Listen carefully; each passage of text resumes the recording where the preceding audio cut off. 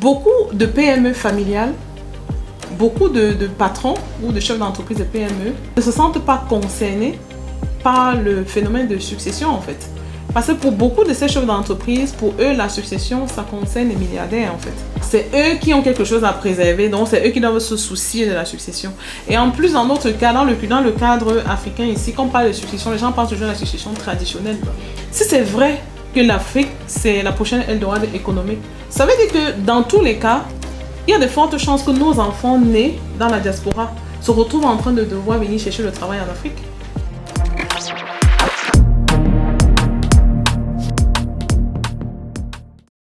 Là, vous faites bien de parler des enfants. On a déjà bâti notre projet, on a pensé.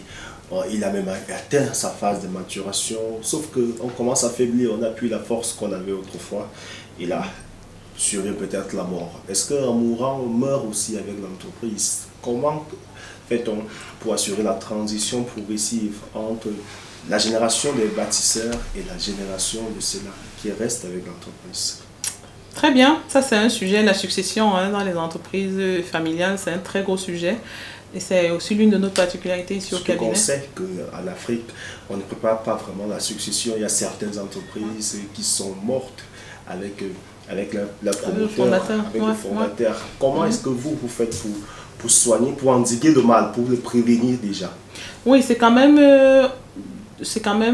désolant de constater qu'à chaque fois en Afrique, un chef de famille ou bien un directeur d'entreprise meurt, ça crée toujours un grand scandale.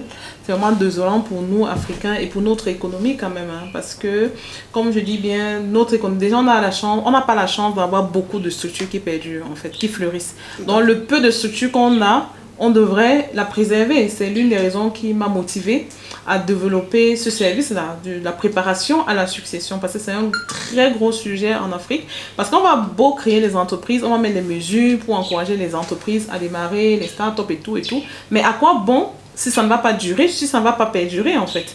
Donc, c'est un très gros service que nous on propose. La succession, c'est quoi en fait? C'est juste comme ça des mesures, des outils que nous donnons aux chefs d'entreprise pour veiller à ce que, à tout moment, que ce soit la mort, ça peut être la maladie, ça peut être même les vacances. On a le droit de prendre les vacances en tant que chef d'entreprise en fait. On doit aller à la retraite, on devrait aller à la retraite. Être entrepreneur, c'est pas la prison. Ce n'est pas un renoncement à la vie. C'est vraiment, en tant que chef d'entreprise, il est important de se dire, à un moment donné, il faut vraiment accepter qu'à un moment donné, je vais devoir me retirer. Ça, c'est que ce soit pour la mort ou pour autre chose, je dois me préparer à me retirer. Un leader, c'est ça en fait. De pouvoir accepter dès le début que je dois former quelqu'un qui va me remplacer. Parce que je ne peux pas être aussi performant à la première année qu'à la 20e ou à la 30e année. Parce que penser ça, clairement, c'est tuer soi-même son entreprise. Ok, donc aujourd'hui, la succession dans nos entreprises n'est pas encadrée. Ce n'est même pas un sujet. Ce n'est pas un débat. Je crois que beaucoup de nos chefs d'entreprise... Ce sont des sujets tabous, on les aborde. Oui, on n'en parle même pas. C'est-à-dire, je crois que beaucoup ne sont même pas conscients beaucoup ne sont même pas conscients du fait que ça doit être fait. Ok, ou bien beaucoup ne se sentent pas concernés. Parce que pour la petite histoire, il faut dire, quand moi je reviens au Cameroun, j'ai décidé de retourner à l'université parce que je voulais vraiment rédiger sur ce thème-là. J'avais besoin de faire de la recherche sur ce thème, la succession. Donc, j'ai décidé de retourner à l'université où j'ai fait un master dessus, où j'ai soutenu sur la succession. Et pendant ma recherche, je me rends bien compte que beaucoup de PME familiales, beaucoup de patrons ou de chefs d'entreprise de PME ne se sentent pas concernés par le phénomène de succession en fait. Parce que pour beaucoup de ces chefs d'entreprise, pour eux, la succession, ça concerne les milliardaires en fait. C'est eux qui ont quelque chose à préserver, donc c'est eux qui doivent se soucier de la succession. Et en plus, dans notre cas, dans le cadre africain ici, quand on parle de succession, les gens pensent toujours à la succession traditionnelle, automatiquement. Donc il y a une confusion de thèmes en fait. Donc il y a un gros travail pédagogique à faire pour que les gens comprennent qu'il y a une différence entre la succession traditionnelle de la personne qu'on succède et la succession dans le poste qu'il occupait dans l'entreprise en fait. Ok, donc on observe c'est que déjà ils ne se sentent pas concernés. Donc ça c'est l'affaire des autres, c'est les milliardaires, c'est les autres qui ont construit des... Pourtant quand on regarde bien, les PME familiales moyennes, c'est-à-dire même un simple commerçant, c'est-à-dire un chef de famille qui a eu à créer une simple alimentation. Aujourd'hui, Les enquêtes montrent que c'est cette alimentation-là qui nourrit toute la famille, qui paye la pension aux enfants, qui soigne tout le monde. Ok? Donc, imaginez un peu le scénario. Et tel qu'on voit comment ces entreprises fonctionnent, c'est lui-même le propriétaire qui est là du matin au soir. Il est à la caisse, il doit gérer la gestion avec les fournisseurs, les clients et tout. Il doit être partout pour que ça fonctionne. C'est-à-dire, pour que ça perdure, il doit être là pour stopper, pour manager, pour tout faire. Bon, imaginez que pour n'importe quelle raison, ils sont appelés à ne pas être là. Mais c'est le scandale, en fait. Ça veut dire, au-delà des pertes, au-delà du fait qu'il va devoir fermer, c'est la famille qui se retrouve dans le noir total, en fait. C'est peut-être parfois les enfants qui sont obligés d'arrêter l'école parce qu'il n'y a plus personne pour payer. C'est des maladies qui ne seront plus soignées. En fait, c'est l'avenir de la famille qui est tué, en fait. Il n'y a plus d'avenir pour la famille. Donc, ce qu'on paie est tellement gros que on devrait le préserver. Et sans compter les employés, parce que les employés qu'on embauche, c'est des familles qu'on nourrit indirectement. Donc, imaginez le nombre de personnes qu'on renvoie dans la rue. Donc, ça veut dire qu'en gros, ils doivent juste prendre conscience que lui, qui gère une petite structure, comme ils appellent, parce qu'ils ont l'habitude de dire que non, moi, je n'ai qu'un petit truc, il a plus urgence à protéger et assurer son remplacement que celui qui est déjà milliardaire. Parce que celui qui est milliardaire, en général, c'est quelqu'un qui a beaucoup diversifié ses investissements. Donc, même s'il n'est pas là aujourd'hui, ça prendra beaucoup de temps pour que sa famille se retrouve affamée, contrairement à lui. Parce que lui, là, il fait un entrepreneur de subsistance. Dès qu'on vend, on consomme, en fait, à la maison. Donc, en fait, c'est le travail que nous, on a fait de vraiment éduquer ces personnes, leur rappeler à la réalité, leur dire, vous, là, vous avez plus d'urgence à ce qu'on travaille votre succession, en fait. OK? Donc, ça veut dire qu'aujourd'hui, dès qu'il crée son entreprise, il doit penser directement à qu'est-ce qui se passe si moi, qui est au four et au moulin, je ne peux plus. Qu'est-ce qui se passe? Comment on fait pour que on continue à manger, pour que les enfants continuent à aller à l'école, pour qu'on continue à se soigner? Donc, c'est un peu ça. Et le deuxième volet, ça dit d'un côté, ils ne se sentent pas concernés. Et de l'autre côté aussi, le peu de personnes, on a quand même trouvé des entrepreneurs qui ont fait l'effort de parler quand même, oui. On peut quand même parler de lui. À leur niveau, pour eux, ils ont préparé, qui sont encore vivants, qui disent, eux, ils ont préparé leur succession. Ils ont laissé leurs enfants à la tête de l'entreprise. Mais quand on travaille avec eux, on se rend compte qu'en fait, leur succession, ils se sont limités sur l'aspect patrimoine, en fait. OK? C'est-à-dire ils sont une fois de plus confondus la succession personnelle de la succession de l'entreprise, la succession en termes d'affaires. OK? Donc, ils vont vous dire, on a légué le patrimoine. Ça veut dire que si l'entreprise était dans un gros bâtiment, désormais, oui, l'enfant, il est administrateur, c'est lui qui va gérer le gros bâtiment, c'est lui qui va... Tout ce qui est matériel, c'est lui, en fait. On l'a vraiment légué, le matériel, mais on ne l'a pas transmis, le modèle économique. Parce qu'on se rend compte que oui, malgré ça, on lui a tout donné, mais l'entreprise est en train de chuter, en fait. Donc, c'est là on se rend compte que le père a oublié de lui transmettre le modèle économique. Le modèle économique, c'est quoi?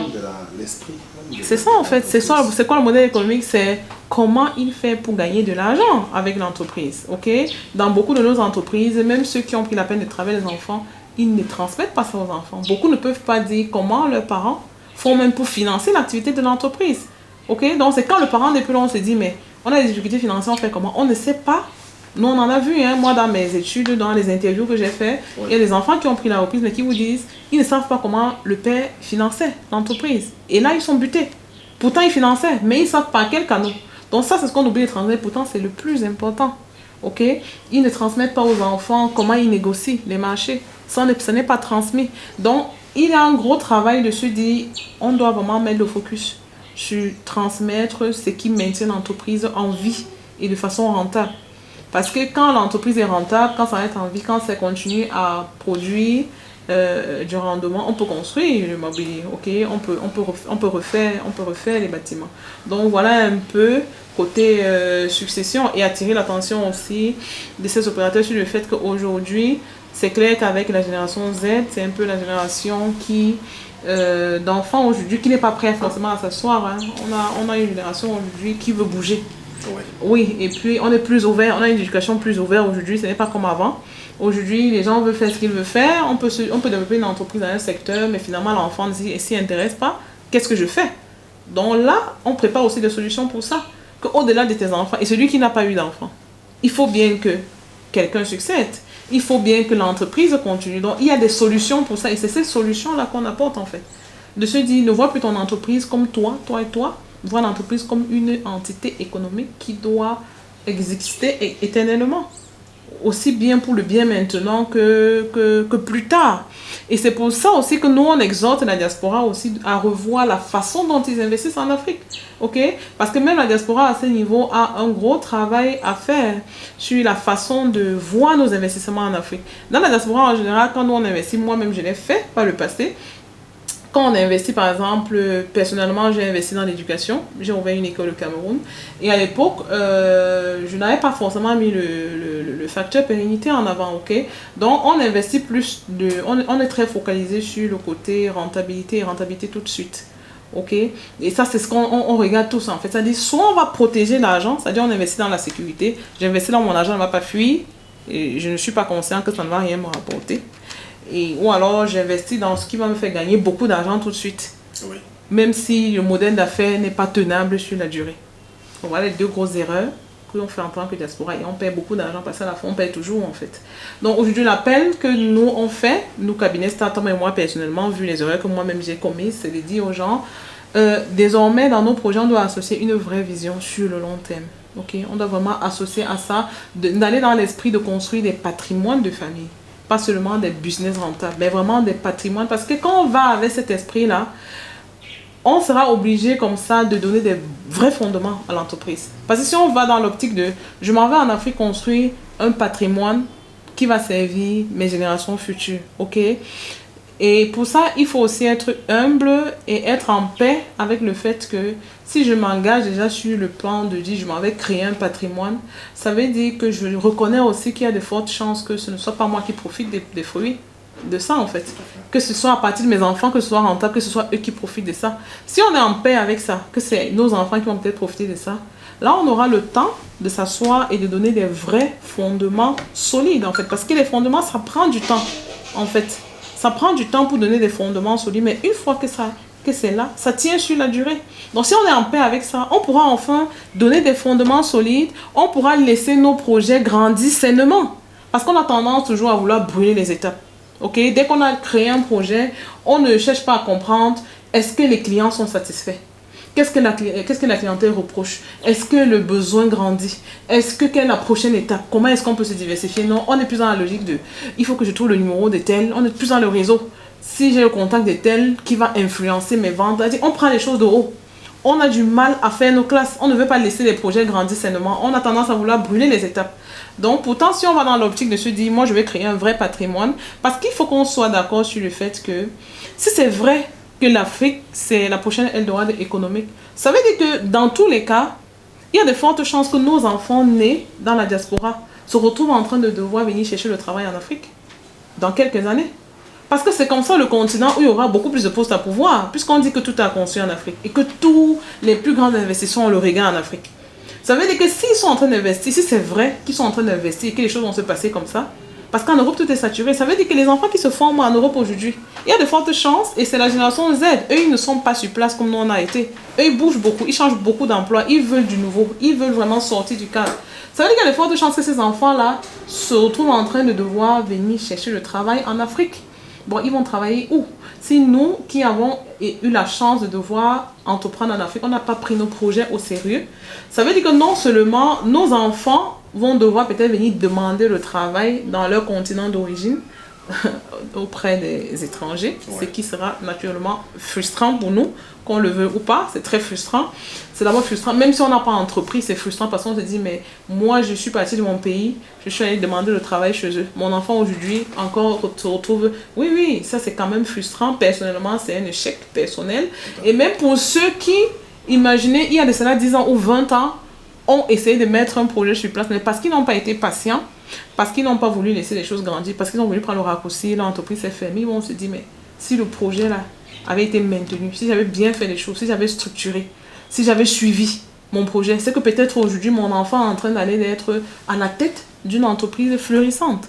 Okay? Donc aujourd'hui, on doit vraiment changer le regard sur la façon dont on investit en Afrique. Donc le sujet de la succession aujourd'hui, ça ne concerne pas que les entrepreneurs locaux, ça concerne tous ceux qui ont l'intention d'investir dans quoi que ce soit. Et ça commence dès le début, dès le premier pas, parce que c'est toujours difficile de prendre une entreprise en cours et de venir vouloir implanter un plan de succession au milieu. C'est quand même compliqué. Ok? Parce qu'il y a des modèles économiques qui sont difficilement transmissibles. Donc aujourd'hui, il faut que les gens prennent le temps de se dire, de prendre conscience que une structure qui n'a pas été pensée pour être transmise aura du mal à être transmise. Donc ça veut dire que dès la conception, et c'est pour ça que je lui disais qu'à Start, on a cette particularité de tenir compte de tout ça en fait. Oui. Donc quand vous venez dans le bureau, on se dit, ce modèle économique c'est là. Est-ce qu'il sera tenable sur la durée? Est-ce que vous pouvez même transmettre ça à quelqu'un? Donc c'est un peu ça, de se dire, aujourd'hui c'est qu'on entreprend là. Il faut qu'au moment venu, c'est-à-dire qu'on pense déjà le retrait de celui qui est en train d'entreprendre. Là, ça influence sa façon même d'embaucher le personnel, ça influence sa façon de gérer, de traiter avec le personnel, ça influence même l'éducation qu'il donne à ses enfants à la maison, parce qu'il sait qu'il les prépare à reprendre quelque chose, en fait. Oui, on a beaucoup d'entreprises où les enfants ne savent même pas ce que les parents font. C'est-à-dire, le jour où on t'amène à l'entreprise, c'est parce qu'on te dit que tu dois prendre la direction. Mais c'est pas possible, en fait. Beaucoup d'enfants veulent même, mais ils sont combattus même parfois par les employés. Ok? Parce que même les employés, on ne les a pas préparés à ce que quelqu'un d'autre prenne la direction un jour. Et ça, c'est la philosophie. Ça rentre dans le cadre de la philosophie de l'entreprise. Donc, ça veut dire que quand tu crées ton entreprise, la philosophie que tu mets en place, ça éduque tout le monde. C'est-à-dire, même celui qui vient, il sait déjà que le jour où ce type n'est plus là, il y a de fortes... Voilà quelqu'un qu'on est en train de préparer. Quelqu'un d'autre va venir. Donc, il ne rêve pas à vouloir faire des manigances. Ce ne sera pas peut-être lui. Et ça peut même être lui. On voit des cas en Europe, il y a des successions qui se font par des employés. Justement, vous en voyez plus vite que moi, on voit également. Est-ce que c'est un facteur strictement africain où on voit que la succession ne marche pas? Est-ce qu'ailleurs, ça se passe autrement? Est-ce que aux États-Unis, en Europe, le processus de succession est bien pensé depuis la conception et la fondation d'un projet? Alors, clairement, c'est... Là-bas aussi, on a les problèmes de succession. Ça, c'est sûr. Mais bon, c'est pas à la même échelle, en fait. OK? Donc, partout où il y a entreprise, en général, quand il y a retrait de celui qui a créé l'entreprise, c'est toujours une phase très sensible dans l'entreprise, en fait. C'est-à-dire c'est toujours une phase sensible où soit l'entreprise passe à l'étape supérieure, soit elle meurt. Ok? Parce que normalement, quand on parle de succession, ça veut dire que c'est du sang nouveau qui vient, c'est l'innovation qui vient, c'est une nouvelle pensée qui vient là. Donc, ça devrait normalement propulser l'entreprise à un autre niveau. Donc, si ça n'a pas été bien pensé, ça la tue carrément en fait. En Europe aussi, on a ces problèmes-là. Moi, j'en ai vu, j'en ai travaillé dans des... Heureusement, en Allemagne, j'ai eu la chance, ou bien peut-être je l'ai choisi sans savoir, ou bien à travailler dans des entreprises familiales et j'ai eu l'occasion de bien observer comment ça se passe en fait. Eux aussi, ils ont des soucis, comme partout, parce que c'est les humains en fait, c'est l'ego qu'il faut gérer, c'est les humains qu'il faut gérer. Mais c'est quand même à une autre échelle, c'est pas aussi flagrant que chez nous en Afrique, c'est pas aussi palpable. Parce que déjà, qu'est-ce qui fait leur force? Déjà, le nombre d'enfants. Ils ont moins d'enfants que nous. En général, c'est les familles de 2, parfois un enfant, ou 2, ou maxi 3 enfants. Qui sont à gérer. Donc, c'est un peu plus facile parce que très vite, les chefs d'entreprise, comme ça, on fait comprendre à l'enfant, on le prépare déjà très tôt, on lui fait comprendre que tu es appelé à... Et ça fait que même l'orientation scolaire de l'enfant, c'est déjà orienté. La création des écoles comme la Haute École de Commerce du côté de la Suisse pour former les futurs enfants des chefs d'entreprise. Oui, ça c'est même déjà une échelle très très haute parce que moi en Allemagne j'en ai vu des familles, il y a des menuisiers comme ça qui fabriquent des meubles qui sont connus pour ça. Il a fini cette formation mais son fils, pendant que tout le monde rêve d'aller étudier, parce que en Allemagne par exemple c'est pas tout le monde qui va à l'université, à un moment donné on doit orienter les gens, mais ce type de parents il me dit non, ça ne sert à rien d'orienter mon enfant à aller faire la théorie, ne l'orientez pas à un cursus qui va l'amener à l'université. On doit l'orienter de façon à ce qu'il a fait la formation. Ok? Donc lui, il va sortir très tôt. Donc déjà, très tôt là, il va sortir et aller commencer à faire une formation en menuiserie parce qu'on le prépare à venir prendre la direction. Parce que là, on se dit, il y a l'âge pour transmettre la technique à l'enfant. Ok? Très jeune, on va lui transmettre la technique parce que tôt ou tard, quand il aura compris les rouages du métier, il peut toujours aller à l'université apprendre le management en fait. Ok? Parce que tôt ou tard, quand il intègre vraiment, quand on a réussi l'intégration d'un enfant dans l'entreprise, à un moment donné, lui-même, il a de la vision, en fait. Il a des objectifs, il a de l'ambition. Donc, il sait se former en cours du soir, il sait se former il sait même prendre des mentors qui viennent le suivre. Et ça, c'est un peu leur force aussi, c'est que beaucoup travaillent avec des mentors. En Europe, moi, c'est ce que j'ai remarqué, il y avait toujours des experts qui venaient à l'entreprise pour avoir des entrevues avec les chefs d'entreprise, avec les enfants. Donc, c'est encadré. Ouais, non seulement ils ont, en termes d'enfants, il y a peu d'enfants, donc ça fait que le challenge est moins grand et c'est encadré. C'est encadré, il y a des experts qui viennent, on oriente, on conseille, parce que c'est pas inné, on n'est pas avec, c'est pas parce qu'on est chef d'entreprise qu'on sait ce qu'on doit faire, non. On doit juste prendre conscience qu'il y a quelque chose à faire et on se demande qui peut m'aider à le faire et puis je le fais.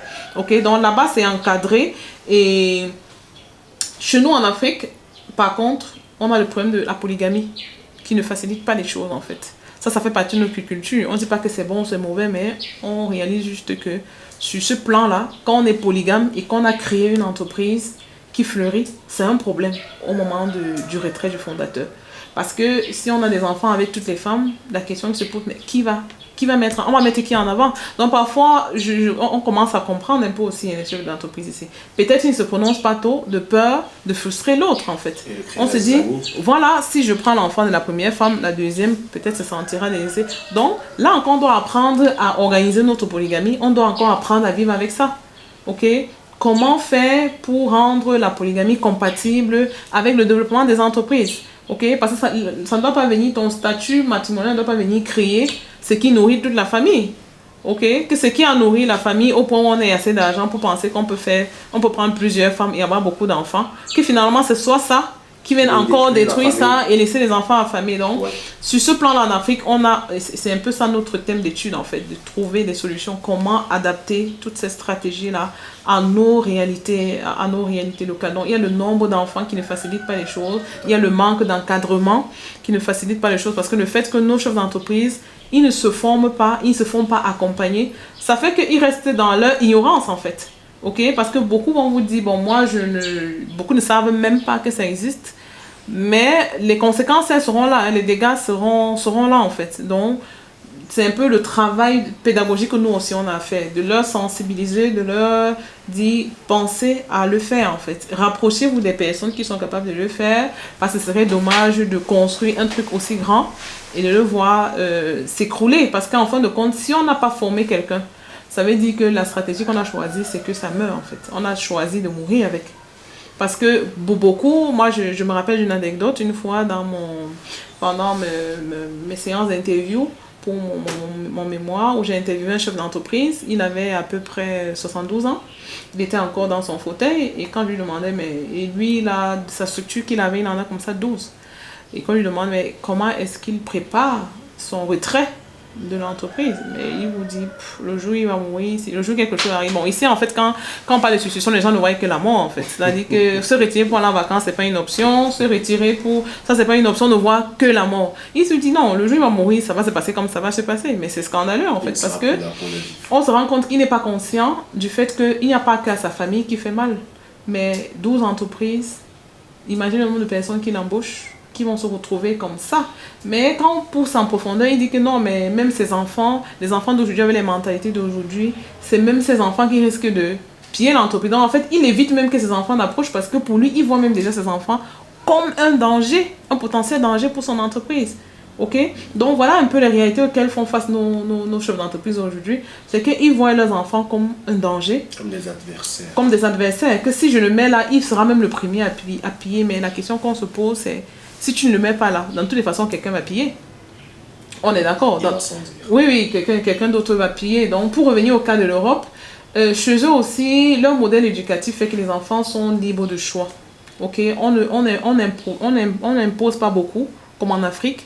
En Afrique, on peut imposer une profession à un enfant. En Europe, c'est un peu plus difficile. On laisse un peu libre cours aux enfants pour dire que vous pouvez être grand agriculteur et votre enfant décide de devenir peintre. Et il aura toute sa légitimité dans le droit de ce qu'il va faire. Donc, chez eux, on a quand même des solutions comme ça où, en cas de succession, on peut permettre même qu'un employé qui a été fidèle à l'entreprise peut se retrouver à reprendre l'entreprise, en fait. Mais tout ça, c'est pensé à l'avance. Ok? Quelqu'un avec qui on a eu à travailler pendant longtemps, qui a été loyal, qui a été bien formé, autant laisser l'entreprise, le laisser gérant de l'entreprise plutôt que de laisser l'entreprise mourir. Parce que le focus, une fois de plus, c'est de maintenir l'entité en vie. Bon, là, ça demande d'autres clauses juridiques et tout, mais au moins, on ne perd pas de vue que le focus, c'est de maintenir l'entité en vie. Il y a des organismes même qui gèrent des entreprises, hein, des bureaux qui sont là pour ça.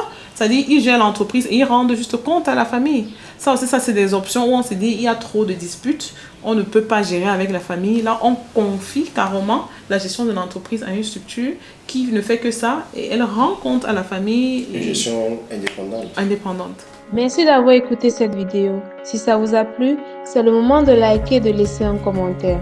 Abonnez-vous à notre page pour ne rien rater de nos publications et surtout partagez à un ami qui en a besoin. On se retrouve très bientôt pour un nouvel épisode.